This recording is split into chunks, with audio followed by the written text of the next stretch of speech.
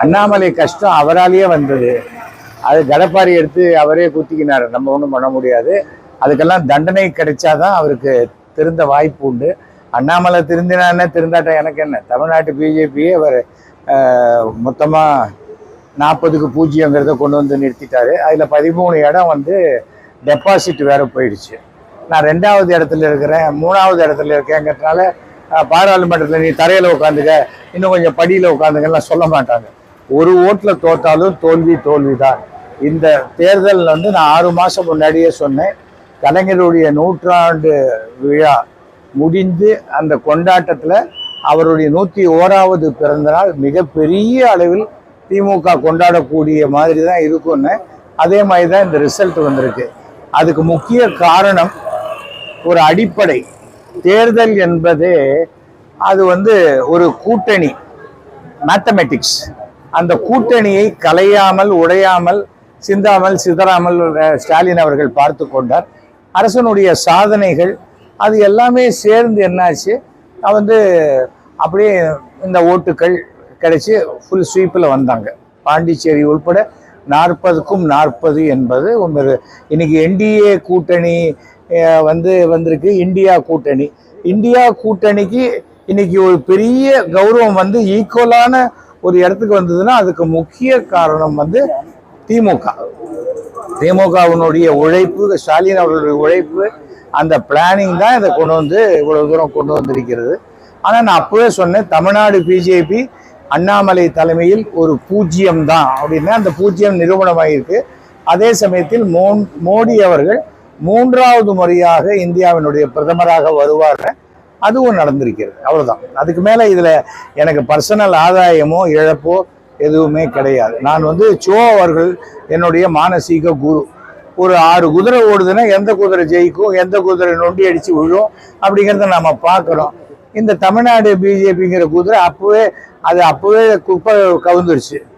என்றைக்கு தமிழ்நாடு பிஜேபி அதிமுக கூட்டணியை முறித்து கொண்டதோ அண்ணாமலையினுடைய ஒரு ஐடியாவினால, அன்னைக்கே அதனுடைய எதிர்காலம் தெரிஞ்சு போச்சு. அவ்வளவுதான். பிஜேபி நோட்டா விட கம்மியா தான் வாங்க, தமிழ்நாட்டுல பிஜேபி இல்லைன்னு சொன்னீங்க. நீங்க 14% ஓட்டு வாங்கியிருக்காங்களா? 14% வச்சு நாக்க வைக்கிறதா? எவ்வளவு சீட்டு, என்ன வளர்ச்சிங்க, என்னங்க அது? ஒரு பையன் பாஸ் ஆனா இல்லைங்க, 37 மார்க் வாங்கி ஃபெயில் ஆனாங்கிறது பெருமையா? அசிங்கமா இல்லை இது? அதுவும் என்ன தேசிய கட்சி, இந்தியாவே ஆள்கின்ற கட்சி, 2 முறை ஆண்ட கட்சி, 3வது முறை வர கட்சிக்கு தன்னால ஒரு சீட்டு கூட உபயோகம் இல்லாம இங்க ஒரு மாநில தலைவர் பண்ணாங்கன்னா வெக்கப்பட வேண்டிய விஷயம். அதை போய் பெருமையா பேசினாக்க திருந்த வாய்ப்பே இல்லை. 3% இந்த கட்சியை கிட்டத்தட்ட ஒரு 10% கொண்டு வந்து உயர்த்திருக்கிறாங்க. இங்க மறுபடியும் அடுத்த தேர்தல் பாராட்ட மனம் இல்லை. அது ஒரு விதமான அது பெய்டு. இது வந்து ஒரு பெரிய விஷயமே கிடையாது, எமோஷனல். மறுபடியும் அடுத்த விஜய் வருவாரு, மறுபடியும் 2க்கு போயிடும், 1.5க்கு போயிடும். என்ன பண்ணுவீங்க? அப்ப திருப்பி என்கிட்ட வந்து கேட்பீங்களா, சாரி சார் உங்ககிட்ட 10% வந்துருச்சுன்னு சொல்லிட்டேன், இப்ப மாத்தி மறுபடியும் 2க்கு போயிடுச்சுன்னு சொல்லுவீங்களா? ஏங்க, தேர்தல் முடிவு, தோத்துட்டீங்க, ஊத்திக்கிச்சு, அவ்வளவுதானே. அதை ஏத்துக்க மனசு இல்லைன்னா நீங்க எப்ப திருந்துவீங்க? அதுக்கு சொல்றேன். கூட்டணி இருந்ததுன்னா கண்டிப்பா ஒரு 7 சீட்டு 8 சீட்டு 10 சீட்டு ஜெயிக்கிறாங்கன்னு வச்சுக்கோங்க. இந்த 10 சீட்டு என்டிஏ கூட்டணிக்கு வந்ததுன்னா இன்னும் கௌரவமாகத்தானே இருக்கும். அந்த உதவி செய்யறதுக்கு துப்பு இல்லை. நான் 1.5% அதிகமா வாங்கிட்டேன், இது வாங்கிட்டேங்கிறது அது என்ன? அப்ப 13 இடத்துல வந்து உங்களுக்கு இது போச்சு இல்ல, டெபாசிட் போச்சு இல்ல, அதை கூட அப்படின்னா உங்க கேண்டிடேட்டே தப்புன்னு தெரியுது இல்ல. அதெல்லாமே சரி பண்ண விட்டுட்டு யாரு குறைச்சலான பார்டர்ல வந்திருக்காங்க? 2 பேர். ஒன்னு சௌமியா அன்புமணி, ஒரு 10,000 கணக்குல டிஃபரன்ஸ். இன்னொன்னு விஜயகாந்தோடைய மகன் 500 சொச்ச ஓட்டு. அதுதான் நிஜமாகவே வெற்றி கோட்டுக்கு அருகில் உள்ளது. இதெல்லாம் 2ல இவர் 1.5 லட்சம் ஓட்டு கீழே இருக்காரு. சார், நான் வந்து சண்டை போட வரல, நான் என்னுடைய கருத்தை மட்டும்தான் சொல்லுவேனே தவிர ஒவ்வொருத்தருக்கும் உங்க ஆசைக்கெல்லாம் பேசுறதுக்கு நான் வரவே இல்லை. இது என்னுடைய கருத்து. இதை சரி செய்து கொண்டால் நம்ம திருந்த வாய்ப்பு உண்டு. இல்ல நான் வந்து ஒரு செகண்ட் தான் லேட்டா வந்தேன், 2 செகண்ட் தான் லேட்டா வந்தேன்னா அப்படியே லேட்டா தான் போகணும்.